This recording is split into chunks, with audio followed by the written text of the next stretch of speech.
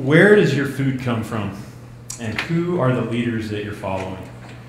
As an Arizonan who believes deeply in the power of locally grown organic food and in the power of thoughtful, caring, compassionate community leaders, these have become two central questions.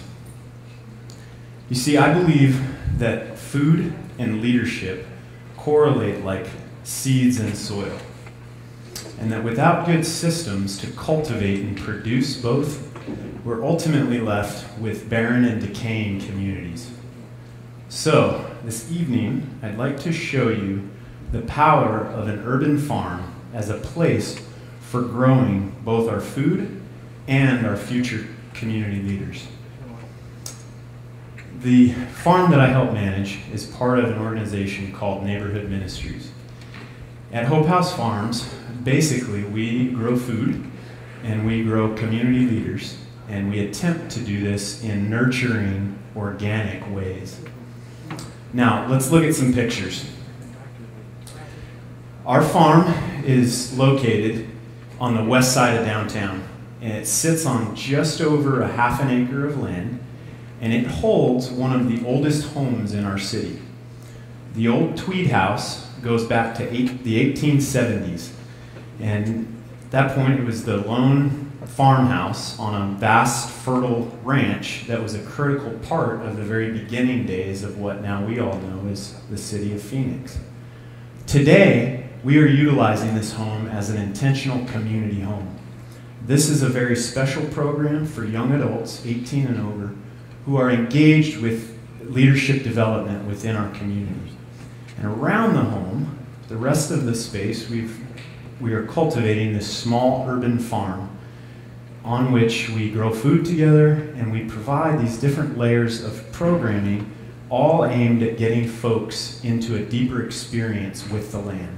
This programming has a range from young kids in garden clubs to young adults in internships, all the way up to families involved with the food co-op. If you looked at some of the more detailed aspects of our learning, you'd find working compost systems, recycling systems. We're engaging with animal husbandry as we care for chickens and rabbits and bees. We're learning to tend the trees with around 30 to 40 different fruit trees, as well as many different native species. Along with grapes and berries, we've dedicated around 10,000 square feet to vegetable grow space.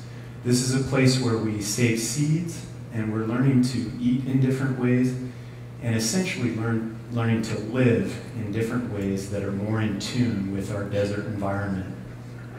Now, that's just a glance at the farm and a little bit about how we work. I want to talk about people. When we talk about people, we're constantly trying to think in terms of relationships and in terms of leadership development. We deeply believe that our most effective leaders come from right within our community. And it's our job to provide ways for these young leaders to connect their academic learning with tangible work within the community. So with that in mind, I'd like for you to hear more about this from one of our young leaders. Isaiah Silva joined us working on the farm last year through an internship program at Bioscience High School. Thanks for joining us tonight.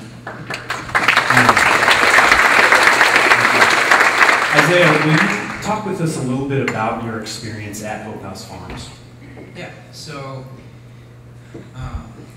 with the fast pace in city life, it's a real blessing to be able to go into what I call a second home, where people primarily focus on the earth and the slow growth of things. I was able to, during my time there, I met a lot of really great people. I made a few lifelong friendships and connections, and I was also able to partake in some really cool projects, ranging from farm infrastructure to long-term farm infrastructure to more short-term, simpler tasks such as building up soil and watering plants and trees. And it was through those projects and involvement that I really was able to explore some of my interests, and I would have never thought that I would have found my passion for engineering at Farmhouse. And here I am now, freshman at ASU, Arizona State University, and I'm studying civil engineering with an environmental focus. Wow. So, hold on. So with that in mind, with that particular piece in mind, will you talk with us just a little bit more about the internship program in general and how that impacted you as a high schooler? So this internship opportunity was really helpful in my search for my vocation, and there is a lot of youth out there that have these huge ideas of who they want to become and what they want to do with their life, but they don't have the opportunity to really explore what that might feel, look like, or smell like, or taste like. And with this internship model, big problems that high school students like me were studying in the classroom, such as food, our food systems and the issues there. Yeah, our food systems, they're no longer sorry. No, you're good. They're no longer theoretical. So that's really powerful, and it's really good to hear that from your perspective. Thank you for coming, and we want you to know that there's a community behind you as you head off to these next phases of your learning. Thank you. Thank you. Okay, what I love about Isaiah and the many other youth that I get to work alongside of is seeing their learning connected to place. Leadership is a huge word, and it gets used in many different ways. It is our sense that what the world needs more than anything is leaders who know how to nurture things. In order to learn the slow, intentional ways of nurture, you have to learn care of the land.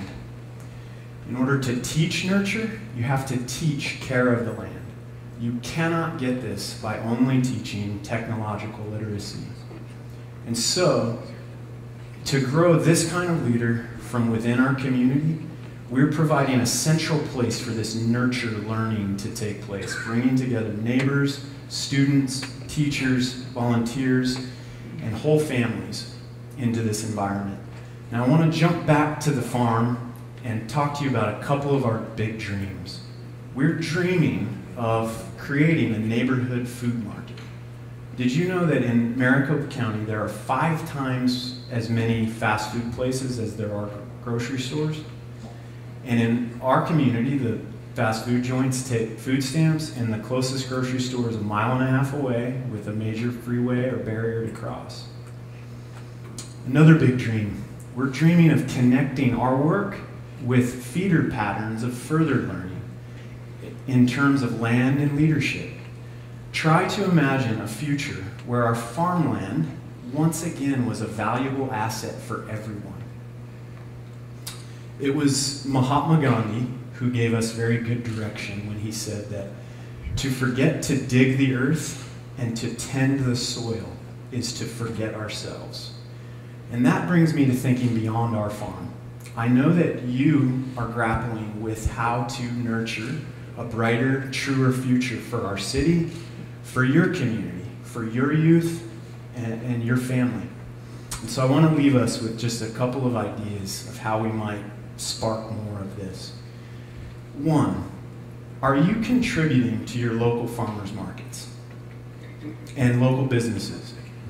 The more that you go to these places, the more that you buy there, and the more that you bring youth there, you will see and experience this nurturing growth happen, and the more small operations like ours will stand a chance of growing. 2, how about educational and vocational pathways? You've heard from Isaiah. If you're a business leader or owner or educator, how can we together better connect the dots of local agriculture and the reskilling of hands-on meaningful work and jobs? And lastly, are you personally connected with your local urban farm or community garden? If you're not, I'm here to tell you that we all need more help and that you will find a place. Whether it's supporting an operation like ours or connecting with a place that's closer to your district, I encourage you. Help us send kids to college, not just knowing how to look up answers on their smartphones, but knowing how to nurture a plant, a child, a community to health. Our future truly depends on this. Thank you very much.